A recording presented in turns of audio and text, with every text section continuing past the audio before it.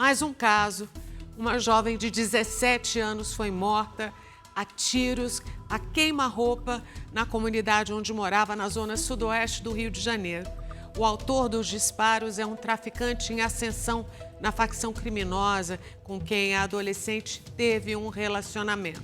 Quero reforçar, Carol, que a tua emoção nesse momento é a de centenas de famílias que perderam filhas, mães, nas mãos de criminosos. Esse caso que a gente vai falar agora chama atenção também pela violência.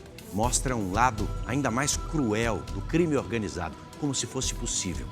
É a prática de torturas e de agressões contra mulheres. Mulheres que são ex-companheiras de integrantes das facções. Uma jovem com muitos planos pela frente. Minha filha queria estudar. Mãe, eu queria ser designer de sobrancelha. Mãe, eu quero fazer curso de maquiagem. Morta pelo ex-companheiro, que reagiu de forma implacável ao término do relacionamento. Enchi a cara dela de bala mesmo, com a minha pistola.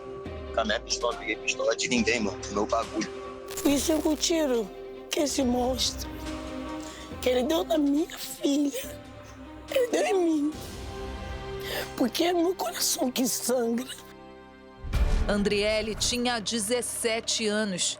Namorou Alex, de 29, por quase um ano. Um relacionamento, segundo a família, marcado por brigas e ciúmes. Ele nunca amou a minha filha. Ele tinha obsessão pela minha filha. Porque minha filha era uma garota doce, uma garota bonita, cheia de vida. Até para a escola ele não deixava minha filha ir mais. O casal se conheceu na Cidade de Deus, comunidade na zona sudoeste do Rio, dominada pela maior facção criminosa do estado. Ele comprava ela, querendo com dinheiro, com lanche, com isso. E ela era só uma menina. Aí ela caía na dele. Ele era um lobo na pele de um cordeiro. Alex tinha envolvimento com o tráfico de drogas. Estava em ascensão na hierarquia do crime organizado. O Alex, ele era um traficante ativo na organização criminosa na Cidade de Deus. Além dele ter uma situação estável, a arma de fogo utilizada no crime era uma arma que ele usava em razão dessa posição na organização criminosa. Em pouco tempo, o namorado traficante se revelou um homem violento. Por ela ser bonita, ele só queria agredir ela só na cara dela. Só na cara. E o que a Andriele respondia à senhora quando a senhora falava para ela largá-lo? Tinha vezes que ela ficava com raiva assim no começo. Depois ela começava a chorar. Mãe, eu não quero mais. Mãe, eu não quero mais o Alex. As agressões físicas se tornaram ainda mais violentas. Em uma delas, a jovem chegou a levar diversas coronhadas. Ele deu uma surra na minha irmã só com a pistola dele. Só de pistola. A cara da minha irmã ficou transformada. Andriele terminou o namoro mais de uma vez, mas sempre reatava, porque ele insistia numa reconciliação. Por ele ser agressivo, manipulador, ela ficava com medo de dar um ponto final e ele acabar fazer o que aconteceu, que ele fez com ela. A adolescente decidiu dar um ponto final no relacionamento no mês passado. Só que as perseguições se intensificaram quando o ex descobriu que Andriele estava com um novo namorado. Ele não aceitou. Ele falou, ela não vai ficar comigo, não vai ficar com ninguém. O rapaz foi o primeiro alvo. Ele vai ao local de residência do ex-namorado, do atual namorado dela, e efetua uma série de disparos. Mas essa vítima conseguiu fugir. Logo em seguida, ele parte para a casa de Andriele, onde aí sim consuma o feminicídio. Andriele visitava uma amiga. Alex chegou no portão e pediu para uma criança chamar a ex-namorada. Tão logo a Andriele sai da residência sem qualquer tipo de diálogo, sem qualquer possibilidade de defesa. E na frente dessa criança ele faz uma série de disparos, dos quais 5 atingem fatalmente a Andriele. Quando chegou lá, ele deu a queima-roupa. Ele ainda falou para as crianças que estavam no meio do caminho: entra para casa. Entra para casa. Além de vivenciar o luto de uma morte violenta, as famílias das mulheres vítimas de feminicídio ainda são obrigadas a conviver com outro sentimento: o medo. Enquanto os assassinos estão soltos nas comunidades, os parentes são silenciados. Param de denunciar por temer retaliações. Foi o que aconteceu com a família da Esther. Este vídeo foi postado na noite em que a jovem foi morta por traficantes.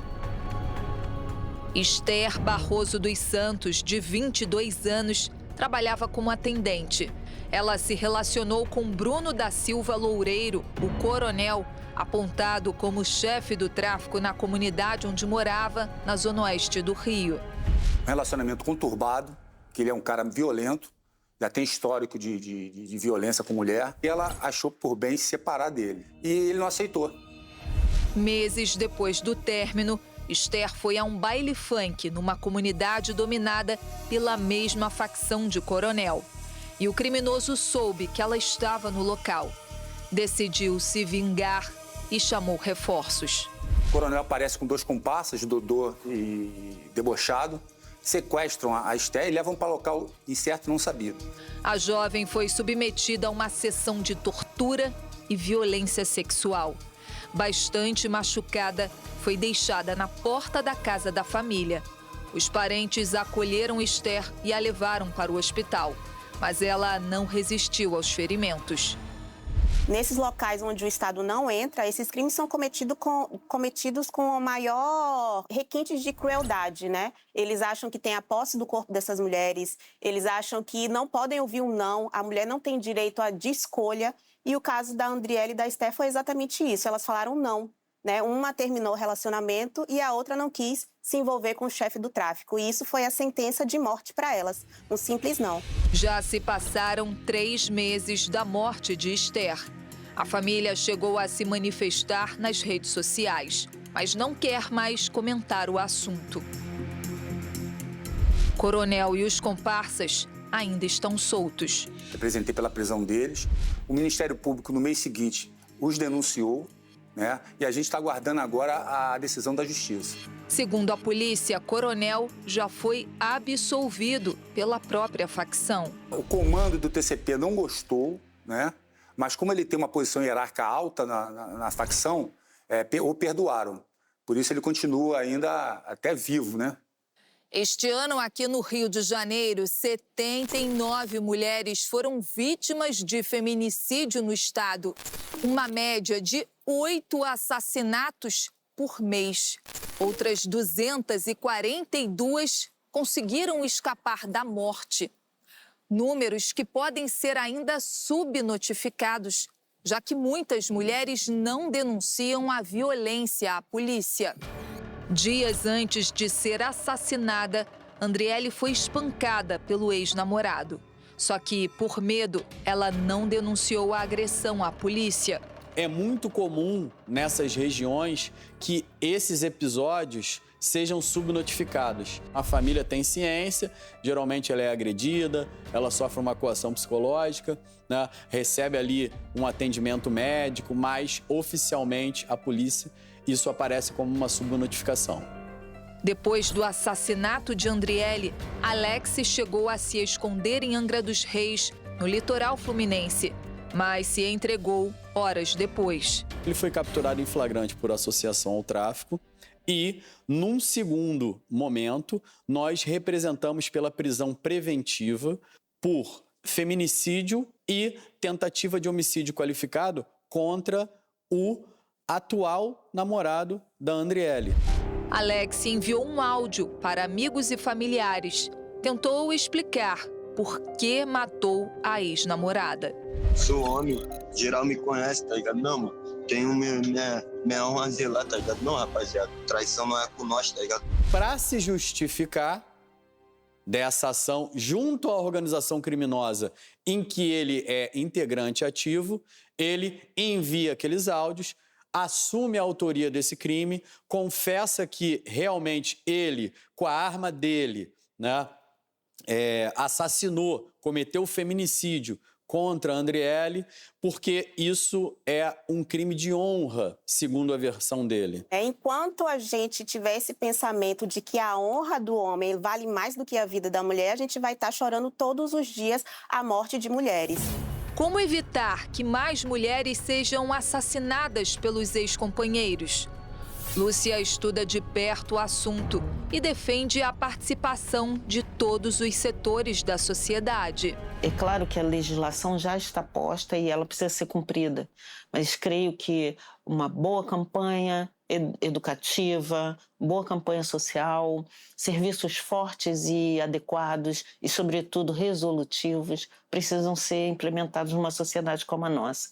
A violência contra a mulher ela tem características básicas relacionadas à misoginia, relacionadas à cultura. É preciso desmontar essas ideias para que as mulheres consigam ter força para tomar decisões concretas, reais, que melhorem as suas condições de vida.